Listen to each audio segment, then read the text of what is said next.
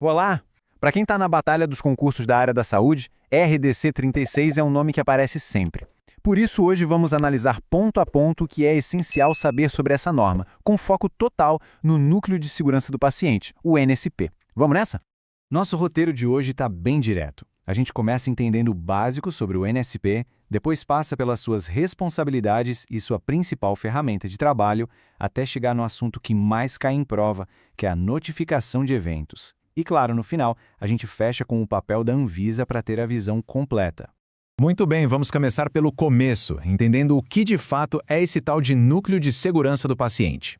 De forma bem simples, o NSP é tipo o time oficial da segurança do paciente dentro de um serviço de saúde. E um detalhe que é fundamental, quem cria e nomeia essa equipe é a... Olá! Para quem está na batalha dos concursos da área da saúde, RDC 36 é um nome que aparece sempre. Por isso, hoje vamos analisar ponto a ponto o que é essencial saber sobre essa norma, com foco total no Núcleo de Segurança do Paciente, o NSP. Vamos nessa? Nosso roteiro de hoje está bem direto. A gente começa entendendo o básico sobre o NSP, depois passa pelas suas responsabilidades e sua principal ferramenta de trabalho, até chegar no assunto que mais cai em prova, que é a notificação de eventos. E claro, no final, a gente fecha com o papel da Anvisa para ter a visão completa. Muito bem, vamos começar pelo começo, entendendo o que de fato é esse tal de núcleo de segurança do paciente. De forma bem simples, o NSP é tipo o time oficial da segurança do paciente dentro de um serviço de saúde. E um detalhe que é fundamental, quem cria e nomeia essa equipe é a diretoria da instituição, ou seja, é uma responsabilidade que vem lá de cima. E para esse time funcionar, ele precisa desses três pilares. Pensem nisso como uma corrente. A direção da autoridade, com ela vem a responsabilidade, e para fazer acontecer é preciso poder de execução. Se um desses elos quebra, o trabalho do NSP fica totalmente comprometido. E claro, nada funciona sem recurso, né? Para o NSP realmente existir na prática, a instituição tem que bancar isso. Imagina só, como implementar um protocolo novo sem gente, sem dinheiro, sem material? É impossível. Esse suporte tem que ser contínuo. Esses 4 pontos aqui são basicamente a bússola do NSP. Todas as ações, todas as decisões do núcleo são guiadas por esses princípios. É a filosofia de trabalho deles. Certo. Agora vamos para as tarefas específicas do NSP. Essa parte é muito importante, porque as bancas de concurso adoram cobrar as competências do núcleo. Então, atenção redobrada aqui. Aqui a gente vê o lado mais estratégico do NSP. Ele não só executa, ele pensa, ele planeja. A elaboração do Plano de Segurança do Paciente, o PSP, é a principal delas. O NSP cria o plano e, depois, fica de olho para ver se tudo está sendo seguido direitinho. Nesse segundo bloco, o foco é mais na ação e na análise. É o NSP que vai atrás do que não está funcionando, que cria barreiras para evitar que os erros aconteçam e que treina as equipes. E quando o incidente acontece, é ele que analisa os dados para entender o porquê e evitar que se repita.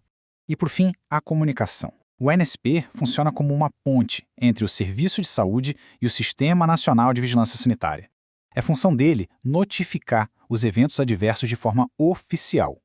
Essa transparência é o que alimenta todo o sistema de vigilância, como a gente vai ver logo mais. Ótimo! Agora que já sabemos o que o NSP faz, vamos olhar mais de perto para a principal ferramenta que ele usa, o Plano de Segurança do Paciente, o PSP. O PSP é, na prática, o mapa do tesouro da segurança do paciente. É o documento que diz exatamente o que fazer, como fazer e quando fazer, para gerenciar os riscos dentro daquele serviço de saúde específico.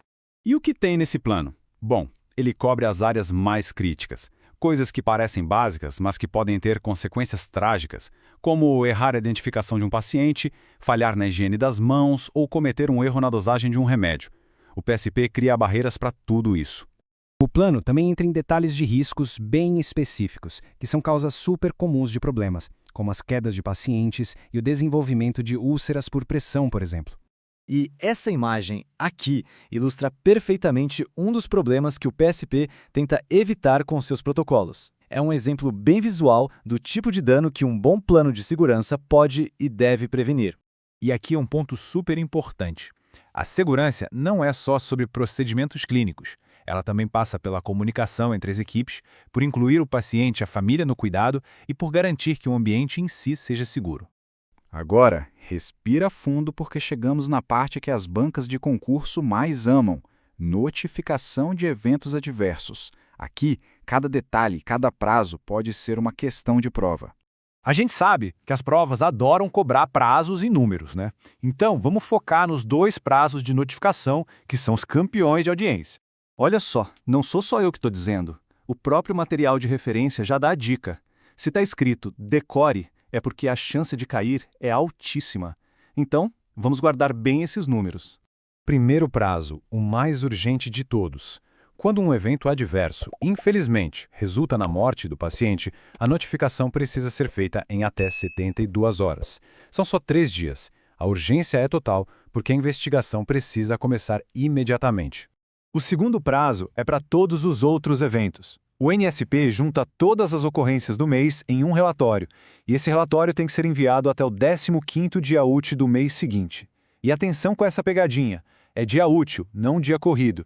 Para fechar nosso estudo, vamos dar um passo atrás e entender qual é o papel da Anvisa, a Agência Nacional de Vigilância Sanitária, em todo esse sistema. Basicamente, a Anvisa é quem olha o cenário completo. Ela recebe os dados de todos os NSPs do Brasil, analisa essas informações para identificar tendências e publica relatórios. Além disso, ela acompanha de perto as investigações dos casos mais graves, como os de óbito, junto com as vigilâncias locais. E tudo isso nos leva a pensar numa coisa maior, né? Entender essas regras não é só para passar num concurso. Cada protocolo, cada notificação feita no prazo é uma peça na construção de um sistema de saúde mais seguro e confiável para todo mundo. A questão que fica é justamente essa: como a gente transforma essas regras, que estão no papel, em uma cultura de segurança real no dia a dia.